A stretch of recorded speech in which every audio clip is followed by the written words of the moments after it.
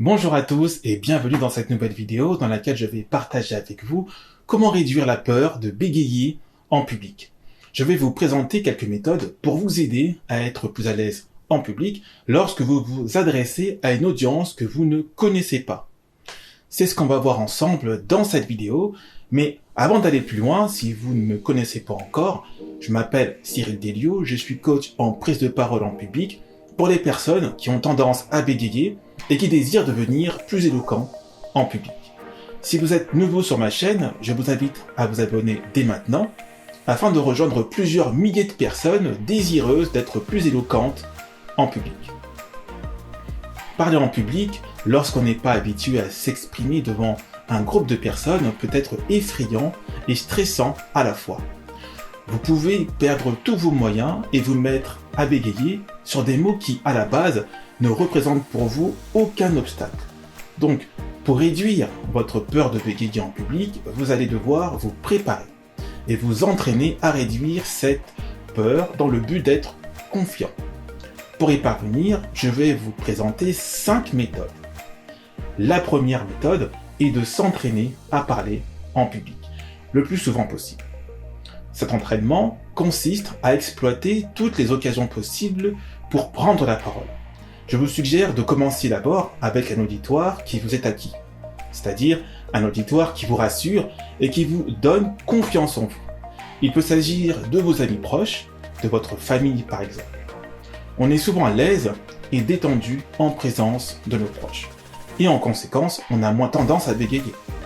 Donc, s'entraîner avec un auditoire aussi petit vous aidera à prendre confiance en vous et vous incitera à conquérir un auditoire plus large, peuplé d'inconnus à atteindre pour transmettre votre message.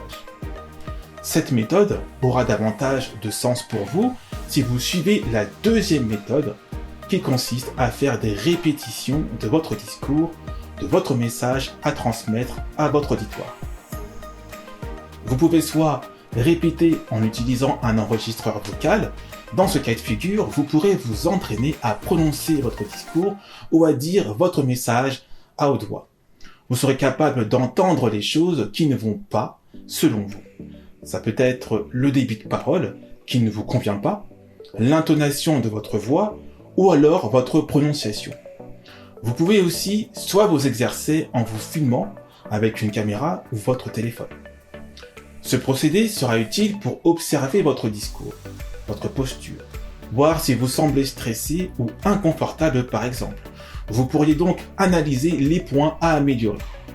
Avec cette deuxième méthode, vous aurez une base pertinente sur laquelle travailler pour vous améliorer à parler en public. La troisième méthode est d'apprendre à vous détendre grâce à votre respiration. Travailler sur votre respiration permet de vous détendre et de vous donner de la voix. Vous pouvez faire des exercices de respiration afin de vous aider à faire le vide et détendre votre esprit. Pour cela, vous pouvez utiliser des applications mobiles pour vous aider à pratiquer. Moi, j'utilise une application qui s'appelle Respiration Pranique pour Android, mais elle existe aussi sur iOS pour faire mes exercices de respiration avant certaines prises de parole ou de situations imprévues où je dois m'exprimer. Donc, dites-moi en commentaire si faire des exercices de respiration vous aide à vous détendre. La quatrième méthode est de réaliser des exercices de diction avec un crayon dans la bouche pendant une dizaine de minutes avant votre prise de parole en public. J'explique cette méthode dans une autre vidéo que je vous invite à visionner pour en savoir plus. Ce que vous devez retenir est que la pratique d'exercice de diction avec un crayon dans la bouche vous aide à réduire la mollesse d'articulation et vous aide à être plus précis dans votre prononciation. C'est un atout fondamental pour vous faire comprendre de votre auditoire. De mon côté, je fais des exercices de diction chaque matin après le réveil et au moins une fois avant de sortir de chez moi car je dois toujours être prêt à parler à quelqu'un ou à être interpellé par quelqu'un. L'idée est d'être prêt à tout moment. La cinquième méthode, et bien sûr la dernière méthode, est de se lancer pour parler. Se lancer supposera 5 actions simples de votre part.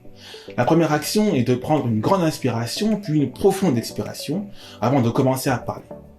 La deuxième action est de sourire. On dit souvent que le sourire est désarmant. Il a pour effet de dédramatiser votre prise de parole et de calmer votre auditoire, alors souriez. La troisième action est de regarder votre auditoire puis de vous arrêter sur certains visages. Il s'agit d'établir un contact profond avec votre auditoire.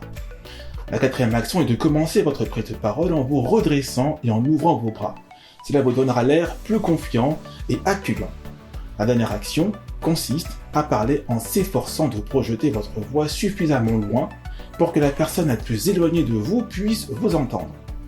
Toutes ces actions vous aideront à vous lancer avec plus de confiance en vous entraînant au préalable. Donc ces 5 méthodes que j'ai partagées avec vous vous aideront à réduire votre peur de bégayer en public en étant plus confiant. À force de pratiquer, vous n'aurez qu'une tendance à bégayer ici et là, un peu comme tout le monde d'ailleurs. Et c'est mon cas actuellement. Mais le plus important est l'importance que vous accordez au fait de bégayer. À quel point est-ce important pour vous? Plus l'estime pour le fait de bégayer est basse, mieux vous vous sentirez. Souvenez-vous que si vous bégayez dans une situation, mais pas dans une autre, cela représente pour moi seulement une tendance à bégayer.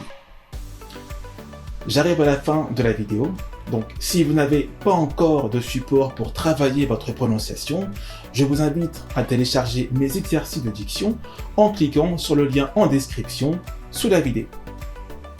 Et si vous avez aimé la vidéo, je vous invite à l'aimer et de vous abonner à ma chaîne YouTube pour être averti de toutes mes prochaines vidéos. Je vous dis à très vite dans une prochaine vidéo. Prenez soin de vous.